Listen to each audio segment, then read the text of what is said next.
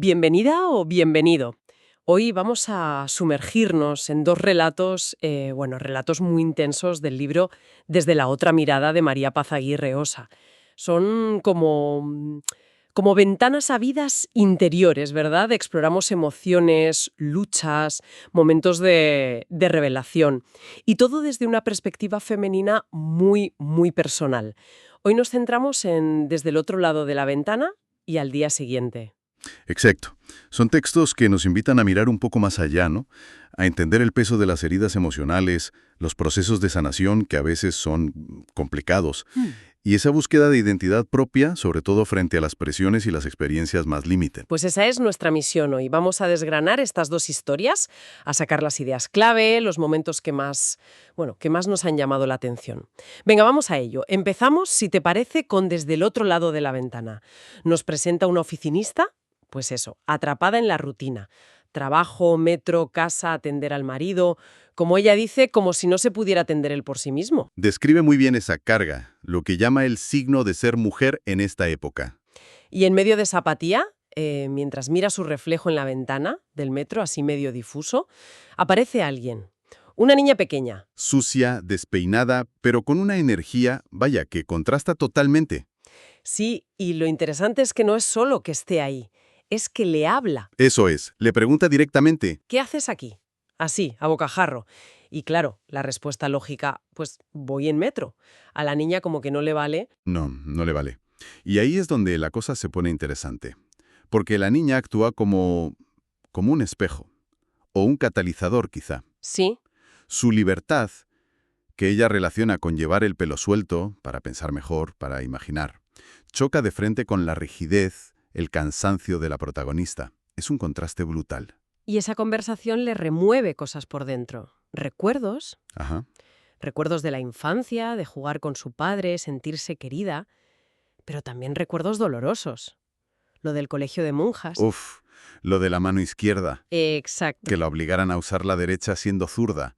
Ella lo vive como una mutilación. Y justo la niña está ahí, dibujando tan tranquila, con la mano izquierda. Es un detalle potentísimo, Y luego está el dibujo que le da, que al principio ni le hace caso, ¿no? Un gesto automático. y le suelta la frase clave. Es que eres tú y no te reconociste.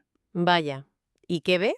¿Qué ve en el dibujo? Pues ve lo que la niña ha captado con una claridad asombrosa. Se ve a sí misma coloridamente apática, cansada, angustiada. Es un retrato crudo de su estado real. Madre mía. Y eso la obliga a mirarse en el reflejo de la ventana del metro. El reflejo real. Y le parece aún peor que el dibujo.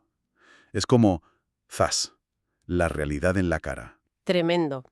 Y la niña además le dice que no quiere crecer si ser adulto significa perder esa capacidad de sentir, de llorar, gritar, abrazar fuerte. Sí, como una defensa de la emoción pura, ¿no? Y justo cuando parece que la protagonista empieza a conectar con algo, con esa niña interior o lo que sea, ¡puf!, la niña desaparece. Se esfuma. Mira a la ventana y ya no está. Solo su propio reflejo fijo sin moverse en el vidrio. Esa desaparición es muy sugerente, ¿verdad? Refuerza mucho la idea de que la niña quizá no era, no era una niña de carne y hueso, sino una proyección. Como una llamada de atención de su propio yo olvidado. Exacto. Como si esa parte suya más vital le dijera, estoy aquí, despierta. Y la cosa es que funciona. Algo hace clic. Totalmente. Rompe la rutina en ese mismo instante. Se baja antes del metro, camina, disfruta del aire, del olor de los árboles. Hace algo impensable antes. Se compra un helado doble, y dice sin ningún remordimiento ni culpa. Y lo más importante, verbaliza una decisión. Había llegado al fin mi tiempo de volver a ser yo misma y planear mi propio destino. Es un momento de quiebre clarísimo, un antes y un después. Y es fascinante cómo llega a él, ¿no? A través de esa otra mirada, la de la niña, la del dibujo, la del reflejo, la de su pasado, todo converge para provocar el cambio. Es un buen recordatorio de que a veces necesitamos esa sacudida Desde luego. para despertar. Pero claro, una cosa es tomar la decisión y otra, el camino que viene después. Y la segunda historia que analizamos hoy, Al día siguiente, nos muestra que ese camino puede ser bastante más oscuro y complicado. Cambiamos totalmente de registro. Sí, aquí entramos en un terreno mucho más denso. La confrontación es directa. El marido llega a casa de madrugada, borracho, empieza con el patrón de siempre, pedir perdón, pero esta vez va más allá. Suelta la borba. Entre lágrimas, pero la suelta. Es que no te quiero más. Y la reacción de ella es llamativa. Activa lo que el texto llama esa... Cruel máscara de indiferencia y de silencios. Le responde con una frialdad. Calculada. Te escuché la primera vez, pero lo que no me dijiste es cuándo. Se ve una relación rotísima, ¿eh? Mucho dolor ahí acumulado. Pero esa frialdad es solo por fuera, ¿no? Es una coraza. Claro. Por dentro, la humillación es tremenda. Sobre todo cuando él, más tarde, justifica el sexo como una simple necesidad fisiológica. Comparándolo con ir al baño. ¡Qué brutalidad! La reduce a nada. A un objeto. Es una violencia verbal muy fuerte. Y mientras está lidiando con todo esto en casa, tiene que seguir funcionando fuera, en el trabajo, en el colegio religioso, donde también choca con el poder. Con el prefecto, sí. Una figura de autoridad religiosa, masculina, que la critica por su forma de dar la clase de arte, por retrasos. Pero fíjate qué curioso el contraste en cómo reacciona ella. ¿A qué te refieres? Que parece que con el prefecto sí saca algo de fuerza para responderle. Una rabia que no muestra tan abiertamente con el marido al principio. Le dice, usted no entiende nada de pedagogía.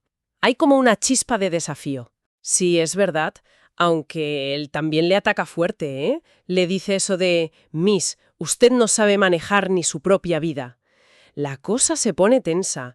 El marido se va de casa, se lleva cosas, ella tiene que explicárselo a los hijos. El estrés es tal que acaba desmayándose en el colegio. Y justo después del desmayo, la trama introduce algo que, bueno, a mí me resultó bastante ambiguo y perturbador. ¿El cambio de actitud del prefecto? Exacto. Pasa de ser el tipo hostil a mostrarse preocupado. Le lleva café, le pregunta qué tal, hasta le manda bombones a escondidas con los niños. Parece amable, pero no sé, algo no cuadra. Y la situación se enreda más. Vuelve el marido. Sí, pero solo para pedirle la nulidad.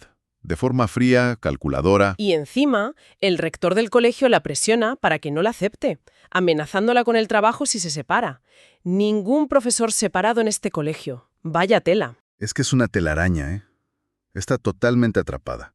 El marido que la desecha, el rector que la coacciona y el prefecto con esa amabilidad sospechosa. Está en una posición de vulnerabilidad máxima. Y entonces llega el momento más crudo, yo creo. ¿El del coche? Sí. El prefecto la consigue llevar en su coche, se le declara, I really like you, le dice, y la besa a la fuerza. Y le propone el trato horrible. Él la salva del rector a cambio de favores sexuales. Es terrible. Y la descripción de cómo se queda ella, paralizada, entre la indignación y el miedo. Bloqueada. Es que esto expone el abuso de poder de una forma brutal, sobre todo en entornos así tan jerárquicos. Y también muestra algo importante.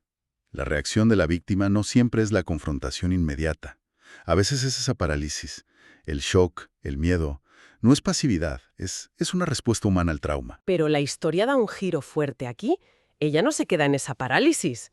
Tarda, pero empieza a trazar un plan.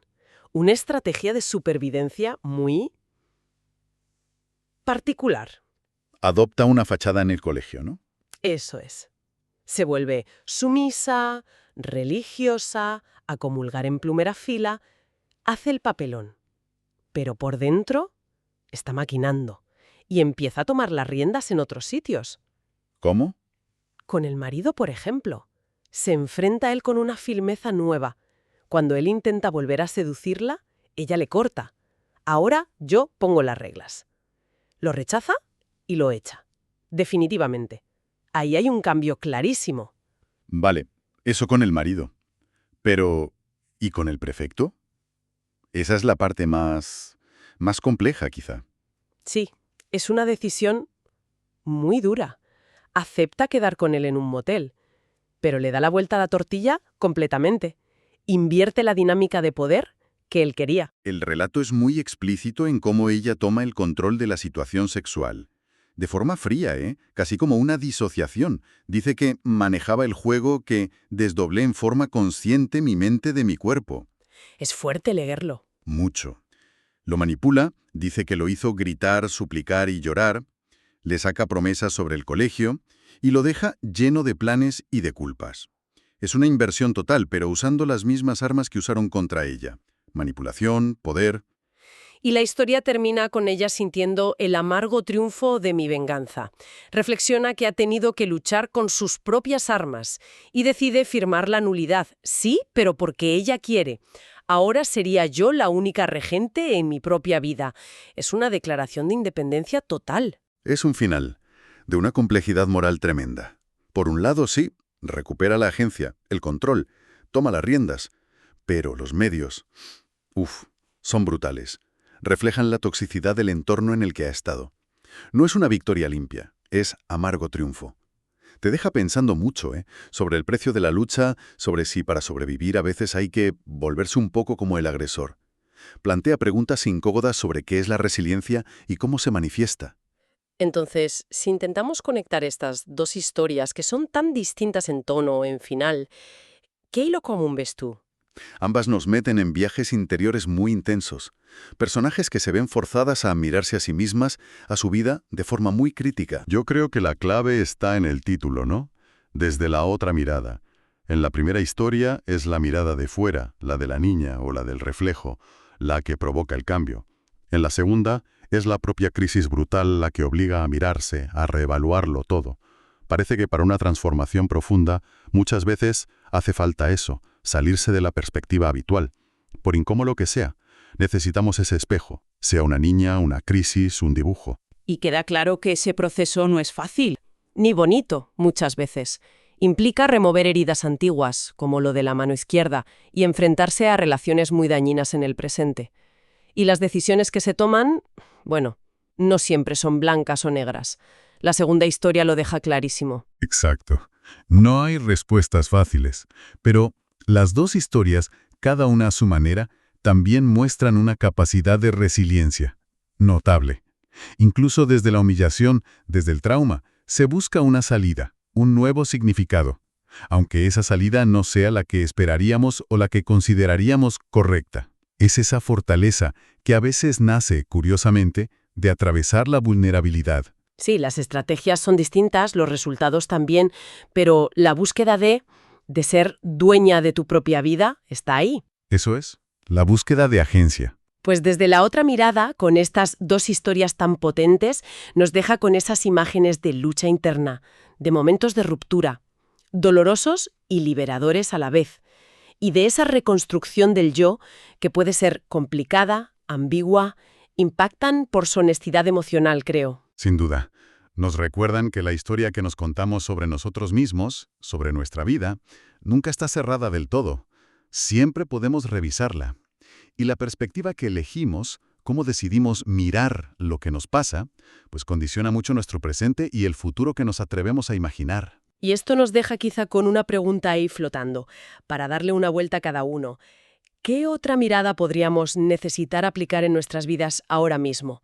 ¿Habrá algún reflejo, alguna perspectiva incómoda que estemos evitando mirar? Una buena pregunta para cerrar, sí. Ha sido una exploración fascinante, la verdad. Muy densa. Gracias por acompañarnos en este análisis.